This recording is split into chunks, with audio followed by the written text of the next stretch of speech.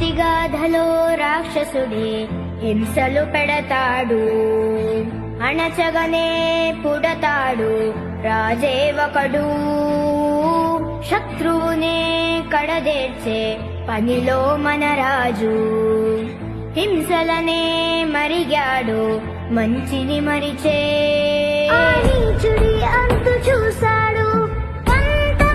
అతడు మాటలు చెప్పేవాడు కాదు, మార్పు కోసం చెమట చిందించిన యూథుడు. అతడు బుల్డోజర్ల ముందు తానే గోడగా నిలబడ్డాడు. అతడు రైతన్న కోసం, కార్మికుడి న్యాయం కోసం రోడ్డెక్కాడు. అతడు సోషల్ మీడియా అనే ఆయుధంతో ప్రజల గొంతు అయ్యాడు.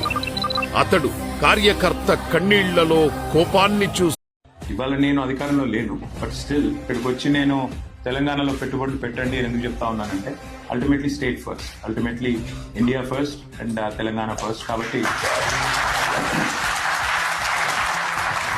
అట్లా అని చెప్పి ఎప్పటికీ ప్రతిపక్షంలో ఉండవు. 2-3 ఏళ్ళు వచ్చాయి.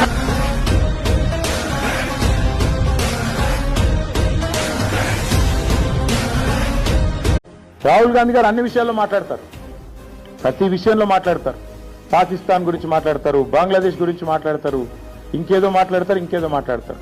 మరి నేషనల్ హెరాల్డ్ కేసులో మీ ముఖ్యమంత్రి గారిని ఛార్జ్ షీట్ లో చేరిస్తే why is Rahul Gandhi not responding?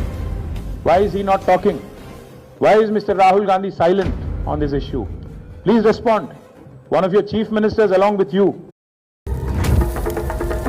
KCR లేకపోతే హరీష్ రావు లేడు. కేసీఆర్ నాయకత్వంలోనే నేను ఈ స్థాయికి వచ్చాను.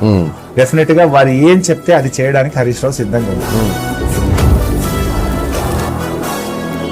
మళ్ళా మన టైం వస్తుంది, మళ్ళా బరాబర్ మన టైం వస్తుంది. వచ్చినాక పేర్లు రాసి పెట్టుండ్రి, ఒక్కొక్కరిని ఏమేం చేయాలో అని చేద్దాం. అందాల పోటీలకు 250 కోట్లు ఉన్నాయి, కానీ పెన్షన్ రిటైర్ అయిన వాళ్లకు మీకు పెన్షన్ ఇస్తుంది కానీ రిటైర్ అయిన వాళ్ళకు రిటైర్మెంట్ బెనిఫిట్స్ ఇస్తుంది కానీ పైసలు లేవా? ఇదేనండి ప్రభుత్వం? నన్ను కోసుకొని తింటారా అంటుండు ముఖ్యమంత్రి. నన్ను కోసుకొని వండుకొని తింటారా? ఇది ఒక ముఖ్యమంత్రి ప్రభుత్వ ఉద్యోగులను ఉద్దేశించి మాట్లాడిన మాట. అయ్యా ముఖ్యమంత్రి గారు, నిన్ను కోసుక తినేంత పిచ్చోడెవరు లేడు. నువ్వే నీ తలమాసిన విధానాలతో రాష్ట్రాన్ని కాల్చుక తింటున్నావు. సార్ మీ ఇద్దరితో నేను ఒకసారి పాడ్కాస్ట్ చేస్తాను. వద్దులేండి, ఆయన ఒక్కరితో చేయండి. ఆయనతో విడిగా మీతో ఆయన ముందు ఆయన ముందు మన గొంతు పెగలదు. ఆయన అసెంబ్లీలో ఉంటేనే ఆయన అటుంటే మనం ఇటు చూసి మాట్లాడాలి. ఆయన ముందు రాదు. బయట మోడీ గారితో యుద్ధం చేయొచ్చు. నాన్నంటే భయం, అమ్మ కూర్చే మీరు 100% డౌటా మీకు ఏమన్నా? భయం అంటే గౌరవం, భయంతో, గౌరవంతో, వినయంతో కూడిన అన్నమాట. అది అంటే